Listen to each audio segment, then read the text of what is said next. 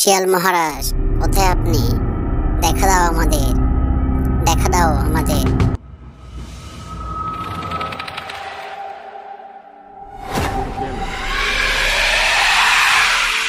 এই কি খবর তোদের? কোনো খবর নাই, কোনো শত্রুকে আক্রমণ করতে পারছি না, তাই আমাদের হিংস্রতা সহ্য করতে পারছি না।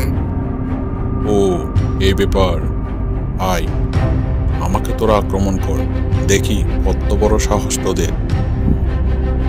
না না না না ওস্তাদ, আমরা তো সেটা বলিনি।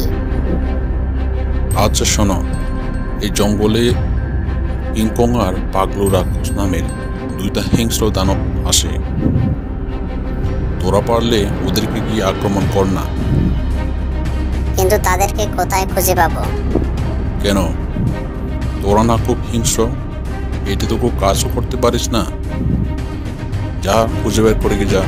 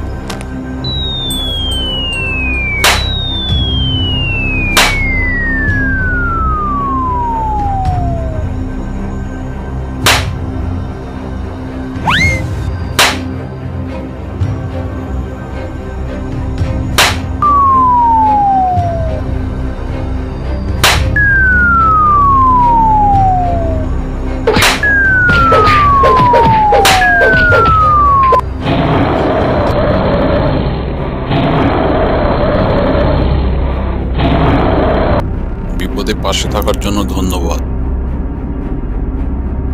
ওদের সংখ্যা অনেক, এরপরও আবার আসবে আমাদের আক্রমণ করতে। আমি কোনো যুদ্ধে জড়াতে চাই না। ওই মাথা খাতা শিয়ালের দল আবারও আসলে দুজনে মিলে প্রতিহত করব। ঠিক আছে, পরে দেখা হবে। আমার শিয়ালের দলকে তোরা তছনছ করে দিয়েছিস। কিংকং আর পাগলু রাক্ষসের এত বড় সাহস! এবার আমি আসবো তোদের সাথে মোকাবিলা করতে। প্রতিশোধ নেব আমি, প্রতিশোধ।